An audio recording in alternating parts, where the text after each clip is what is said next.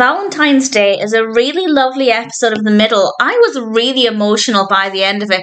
I don't necessarily think it's a really emotional episode, but there are moments in it that I just found to be really moving. This is the 15th episode of the first season of The Middle. This is directed by Koch, and as always, there will be spoilers from now as I go through the episode and share some thoughts. And as I usually do with The Middle, I'm going through it with my notes grouped on each part of the narrative. For some reason, with most sitcoms, I'll go through things chronologically, but with The Middle, I found that I've been discussing episodes by grouping my notes by part of the narrative, and it just seems to work well with this one as well.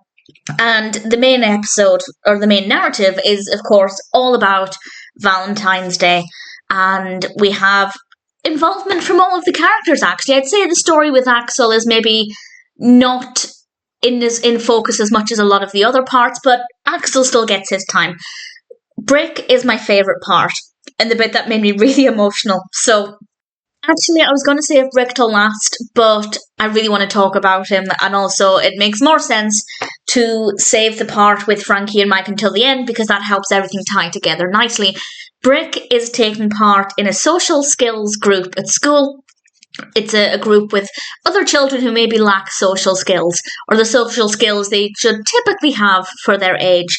And this kid just screams at him, "Do you want to play Kerplunk?" It was adorable, it was funny. Brick was not fazed. And then this kid called Zack is inviting Brick to a sleepover, his first ever sleepover, and he goes there, and we actually spend quite a bit of time with Zack and Brick, and Zack meows. He makes kitten noises. He wears mittens to be like paws. He's played by Andrew J. Fishman, and I just absolutely loved the character. And we have some actual moments of bonding between Brick and Zack. There was this moment of acceptance as well when they're discussing what to do, and Brick suggests some board games, and Zack mentions that it's kind of hard to play those games when he's wearing the mittens. And Brick tells him that he can probably take the mittens off because he's already quite cat-like without them. And that was just a lovely moment of Brick accepting Zack for who he is, giving him the reassurance that he is still going to be the same person who acts like a cat even if he takes the mittens off. It was just a really lovely moment. And then they get in their sleeping bags, and Brick does some sharing, and he shares some chocolate, and Zack in return offers Brick a squeaky mouse. And unfortunately, it turns out that chocolate makes Zack a little bit crazy, and they have to cut the sleepover short. And we'll come back to what happens there when I talk about Frankie and Mike. Sue is going to a boy-girl party, and she's only going, or she was only invited, because Carly was invited, and we learn that Carly has recently had her braces taken off, and I don't know if it's because she's got this new confidence, but she's become a lot more conventionally attractive. And Sue then decides to plaster on a face of makeup to go to the boy-girl party, and we have another moment that made me really emotional, because Sue wants to go. Frankie thinks you're ready to go, but Mike doesn't want Sue to go. And Frankie says, "Mike, she's in junior high now, she's ready." And after a brief pause, Mike says, "But I'm not." And that really got me, because Mike doesn't show his emotions very much. He represents, in general, the typical, obviously the whole point of The Middle is that it represents the typical average family, and I feel like Mike represents the typical average father, male figure who doesn't necessarily show their emotions because that's how they've been brought up, and this is exactly what we get with Mike. So whenever we see anything that digs a little bit beneath the surface, it's beautiful, and it genuinely got to me. And Sue goes to the party, and it's a nice atmosphere. Well, it's a realistic atmosphere. If, like me, you don't like social occasions, it's a worst nightmare.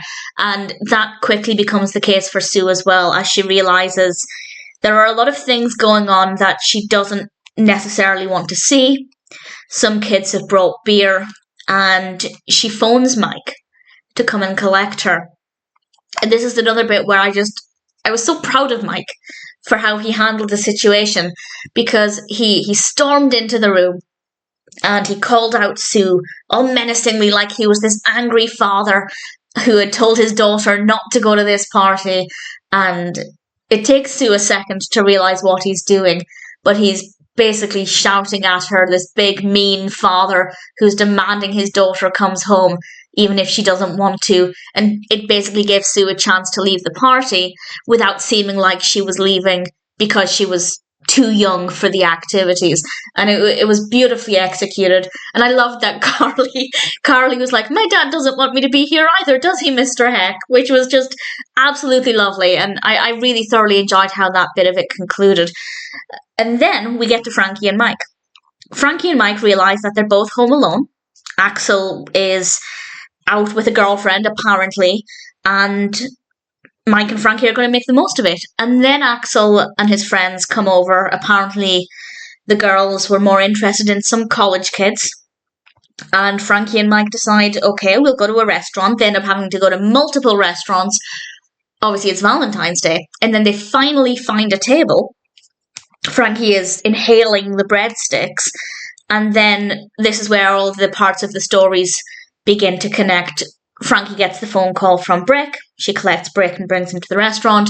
Mike gets a phone call from Sue. He goes to collect her and brings Carly and Sue to the restaurant. And then, after Axel and Sean and Darrin take selfless selfies, I've stopped and restarted this recording 3 times now. I'm going to get this right. They were taking shirtless selfies. It's incredibly difficult to say. They were taking selfies without their tops on, and it was a very funny moment. And then they realised their evening was a lost cause, and they go to the restaurant and join Mike and Frankie, and it was just absolutely adorable and such a sweet moment, and I loved it. I loved every second of this episode. I wasn't expecting it to be as emotional as I found it, and most of that emotion comes from Mike's actions. And also Brick with Zack as well. It's a really great episode. I have seen this before, probably multiple times. In fact, I have seen this multiple times because I've seen at least the first few seasons multiple times. I think the later seasons I've only seen once because they were released as I was coming towards the end of my relentless binge watching of the show. But this episode I've seen a lot. I couldn't remember it in any great detail. And I certainly wasn't expecting it to be this beautiful. I really thoroughly enjoyed it. Valentine's Day is a beautifully executed episode. The pacing is brilliant. I love everything that all of the characters bring to this. It's very funny.